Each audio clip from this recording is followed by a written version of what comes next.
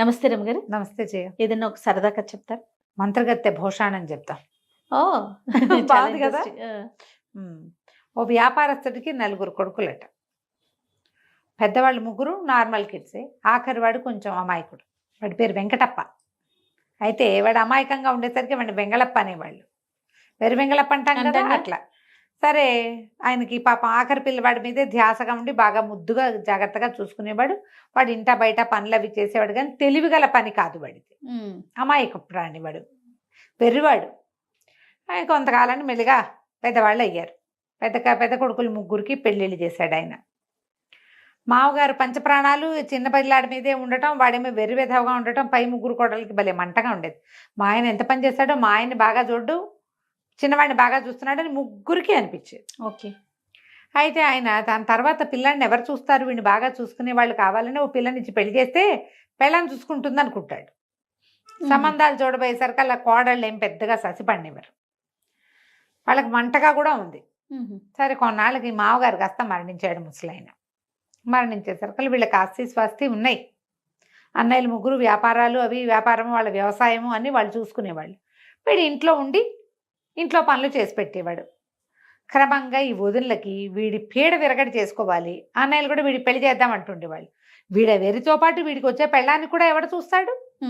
మనమే కదా చూడాలి. ఆ అమ్మాయిని కూడా ఇప్పుడు చూపు తెలివిగలదనుకో, ఏదో ఇంట్లో పనులు గిన్లు చేస్తుంది, వంట చేస్తుంది, కానీ వీళ్ళ ఖర్చు వాడేం వ్యాపారం చేయలేడు, వ్యవసాయం చేయలేడు, ఊరికే పని చేస్తాడు. వీళ్ళు ఎలాగైనా వీడి పీడ విరగడి చేసుకోవాలని పుట్టింది వాళ్ళకి.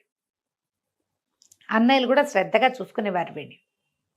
వాళ్ళు ఎన్ని రకాల పనులు చెప్పేవాళ్ళు, వాడికి తిండి సరిగ్గా పెట్టేవాళ్ళు కాదు. వాడు చక్కగా చెయ్యెత్తు మనిషి, దెబ్బ పండర్లే, చూడ్డానికి బాగుండేవాడు. తండ్రి మంచిగా పోషించాడు కదా, వాడు ఏదో కాయా కసరు కోసుకుని తినేవాడు, వదిలేదో అన్నం పెట్టేవాళ్ళు, ఏదో చేసేవాళ్ళు.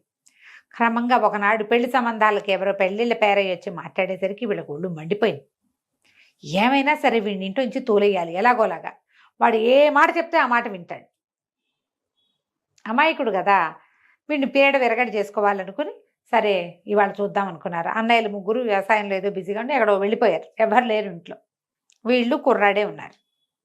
ఈ అబ్బాయి ఏం చేశాడు, బయట దొడ్లో ఉన్న చెట్లు బోల్డ్ ఉన్నాయి, కూరపాదులు అవి చాలా పెట్టారు. వీడే పెడతాడు అవన్నీ, కూరలు కోసుకురావటం, కూరలు తరిగివ్వటం, ఆ పనులన్నీ వాడివే. పాదులన్నింటికి నీళ్లు తోడిపోసాడు బావిలోంచి. పని కదా అది.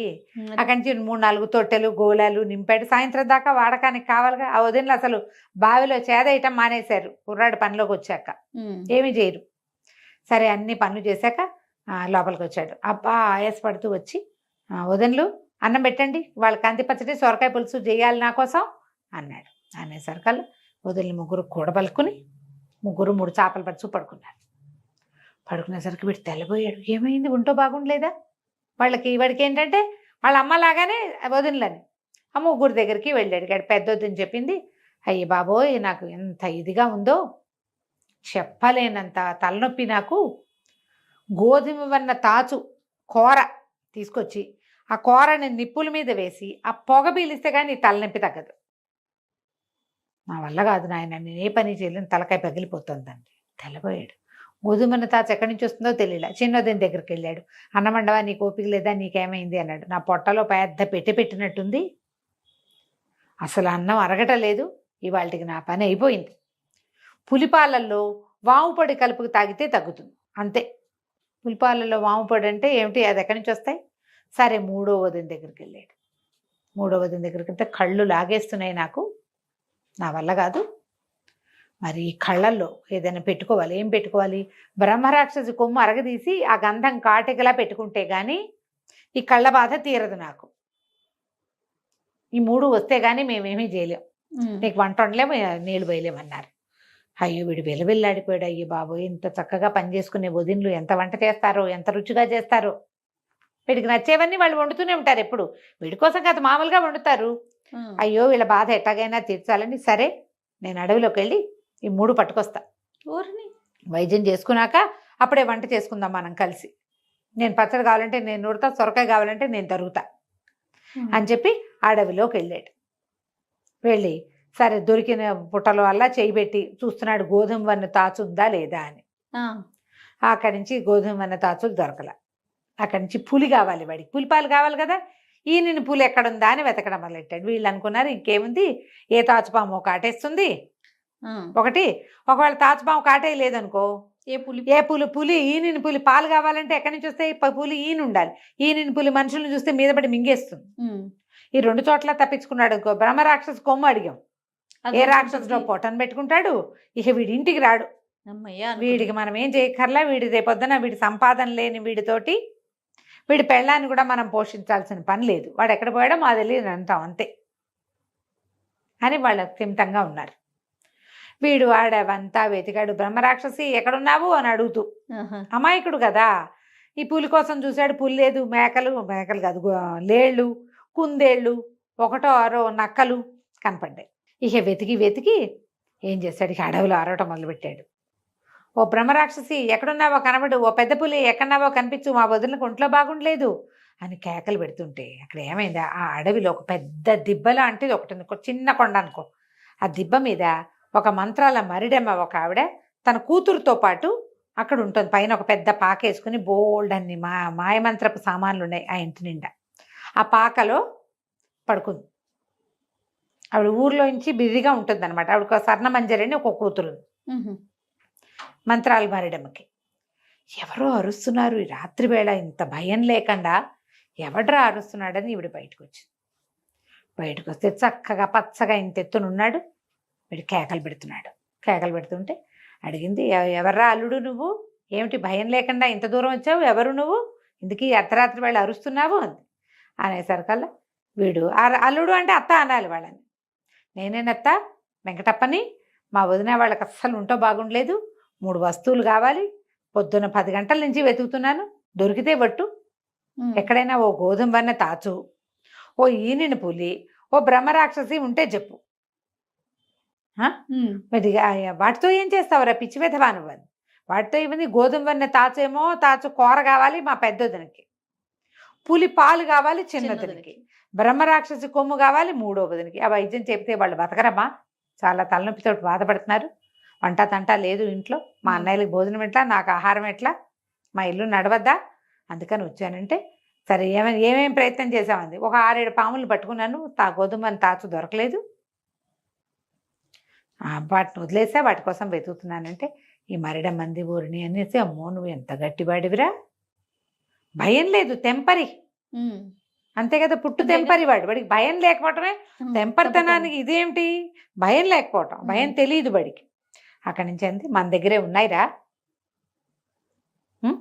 అనేసరికల్లా అని, సరే ఎప్పుడు అన్నం తిన్నావంది, ఎప్పుడో తిన్నాను, అందుకే ఆకలికే కేకలు పెడుతున్నాను, పొద్దున్న తిన్న చద్దన్నమే వేడన్నం తినలేదు అంటే, సరే కూర్చో అని లోపలికి వెళ్ళి ఏం చేసింది, 4 రొట్టెలు ఓ అంత కూర పట్టుకొచ్చి ఓ పళ్ళెంలో పెట్టి పట్టుకొచ్చింది. పెట్టి చక్కగా కూర్చుని తిని అన్నాడు, అబ్బా ఊరికోడి కంటే నాటుకోడే మంచి రుచెత్త, కోడికూర ఎంత రుచిగా ఉంది, రొట్టెలతో మహాబాగుంది అన్నాడు. అనేసరికి అలా నవ్వింది, కోడికూర కాదురా పుట్టగొడుగుల కూర ఇది, నా కూతురు స్వర్ణమంజరి రతలోక సౌందర్యవతి, వంట కూడా అద్వితీయంగా చేస్తుంది, అది వండింది పుట్టగొడుగుల కూరను కూడా కోడికూరలాగా అనిపింపజేస్తుంది.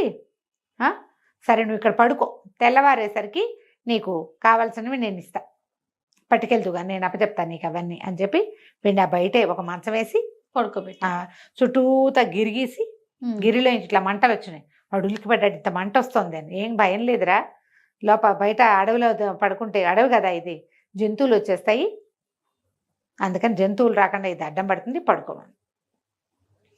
పడుకోమని లోపలికి వెళ్ళింది. కూతురు లేదు, నిద్రపోతున్న కూతురు ఇచ్చిందమ్మా, ఎవరైనా నీ నేపాల మాంత్రికుడు వచ్చాడా, నేపాలం గురువు గారు, రాత్రిపూట గోలేమిటే పడుకోనివ్వకుండా మళ్ళీ గురువుల్ని వాళ్ళని వెళ్ళి తెస్తావు, అసలే నువ్వు మంత్రాల మరిడివని నాకు పెళ్ళి అవ్వటం లేదు, ఈ గురువులను కూడా దించావంటే ఇక అసలు పెళ్లి ఊసే ఉండదు నా బతుక్కి అనేసరికల్లా వాళ్ళ అమ్మంది, ఆ మరిడమ్మంది, పెళ్ళికి కొదవే బంగారు లాంటి కుర్రాడు ఒకడున్నాడు, తలుపు తీసి చూడు వాడు బాగున్నాడో లేదో. తలుపు తీసుకుని వెళ్తే ఇంత పొడుగున మంచం పొడుగుతా నిద్రపోతున్నాడు వాడు, చూడ్డానికి చక్కగా ఉన్నాడు. సరే లోపలికి వెళ్ళి బాగున్నాడమ్మా అంటే, చక్కగా వాడిని పెళ్లి చేసుకుంటావంటే చేసుకుంటాను. వాడు అంత తెలివిగలవాడు కాదు, ఆ తెలివిగలవాడిని తను చేయగలదు, పిల్ల మహాపిచ్చ తెలివిగలది, తల్లి మంత్రాలు మరడం అవటంతో ఆ పిల్లకి పెళ్ళి అవటల్లా. సరే రేపు పొద్దున్నే మీ ఇద్దరికి పెళ్లి చేస్తాను అని చెప్పి తల్లి కూతురు పడుకుని నిద్రపోయారు. మర్నాడు పొద్దున్న లేచాడు, నా సామాన్లు లేవి అన్నాడు. సామాన్లకి ఉందిలే అల్లుడు, మా అమ్మాయి చక్కగా వంట చేస్తుంది చూసావు కదా, మీ వదినలు సొరకాయ పులుసు అన్నావు, మా కూతురు అయితే పుట్టగొడుగుల కూరని కోడి కూరలాగా భ్రమింప చేసేలాగా వండుతుంది, దాన్ని పెళ్లి చేసుకుంటావా, నీకు కావాల్సిన వస్తువులు ఇస్తాను. వీడన్నాడు, నాకు కావాల్సిన వస్తువులతో పెళ్ళి ఏమిటి, ఏదైనా చేసుకుంటా, అదే కదా. మా వదిలిన తలనొప్పులు తగ్గాలి అంతే అంటే సరేనని చక్కగా ఇద్దరికి పసుపు బట్టలు కట్టించి శుభ్రంగా పెళ్లి చేసేసింది అడవిలో. చేసేసాక ఒక భోషాణం చేతిలో పెట్టింది, ఇంతది పెట్టే, మీ వదిలిన ముగ్గురికి కావాల్సిన వస్తువులు ఇందులో ఉన్నాయి, చీర సార్లు వాళ్ళకి ఇవ్వాల్సిన ఉంటాయి కదా, మరి పెద్ద కోడళ్ళకి ఇవ్వాలిగా, అవన్నీ ఇందులోనే ఉన్నాయి, చూసుకోమని వాళ్ళనే అని చెప్పింది. వీడేం చేశాడు, ఆ అడవిలో ఎవరో పోతుంటే వాళ్ళ చేతి నెత్తికి భోషాణం ఎత్తించి పెళ్ళాన్ని వెంబడి పెట్టుకుని తీసుకుపోయాడు. తెల్లవారేసరికల్లా వదినలు ఇంకేముంది, మధ్యాహ్నం 11 గంటలు అయ్యేసరికి పెళ్లి కొడుకు పెళ్లి కూతురు వాకిట్లో బాకా బాజాతోటి కనిపించారు. తెల్లబోయినారు, చక్కగా ఉంది పిల్ల, పచ్చగా పసుపు మిసమిసలాడుతూ ఉంది, పచ్చగా పసుపు బట్టల్లో దండలతోటి, మొహం మీద బాసికాయలు అవి కడతారా, మెడలో కర్పూరపు దండలు అవి కనపడేసరికి వదినలు ముగ్గురు తెగ తిట్టిపోసారు. అవేవో వస్తువులు తెమ్మంటే పెళ్లి చేసుకొస్తావా, నీకున్న దాంతో పాటు దీన్ని కూడా మొయ్యాలా, దేని మోయటానికి మా దగ్గర ఎక్కడవి డబ్బులు అని అరిచేసరికల్లా, కాదు కాదు బోళ్ళు కట్నం కానుక ఇచ్చింది మా అత్తగారు, అత్త ఇచ్చింది, తర్వాత ఏమో మీకు కావాల్సిన వస్తువులు కూడా ఇందులో ఉన్నాయి, ఈ భోషాణంలో ఉన్నాయని వెనకాల మనిషి పాటు మోసుకొచ్చాడుగా, ఆ భోషాణాన్ని గదిలో పెట్టించాడు. వాడికి ఏం చెప్పింది ఆవిడ, వాళ్ళని తెరిచి చూసుకోమను అంది. ఓహో, తూచా తప్పకుండా పాటిస్తాడు వీడు, తను చూద్దామనుకోవాలా, అవి వదలకి చెందేవి నాకెందుకు, ఓహో అప్పచెప్పాడు. పెళ్ళాన్ని లోపల తీసుకుపోయాడు. పెద్దదన గారు వచ్చింది, తలుపు తీయగానే బుస్సుమంటూ ఇంత పెద్ద గోధుమనే తాత వచ్చింది లోపల నుంచి బయటికి, హడిలిపోయింది. అమ్మ బాబోయ్ ఇంకేమైనా ఉందా అని తలుపేసి, ఉండండిరా హారతిస్తాను, అప్పుడే ఇంట్లోకి వచ్చేసారు అని గుమ్మాల్లో నిలబెట్టి హారతి ఇవ్వటం మొదలెట్టు. రెండో కోళ్ళు, అయ్య బాబోయ్ దీనికి ఏదో మండ్లు మాణిక్యాలు దొరికేసినాయి, అందుకే హారతిస్తోంది, మనం చూద్దామని పరిగెత్తుకుంటూ రెండో కోడలు వచ్చి తలుపు తీస్తాయి.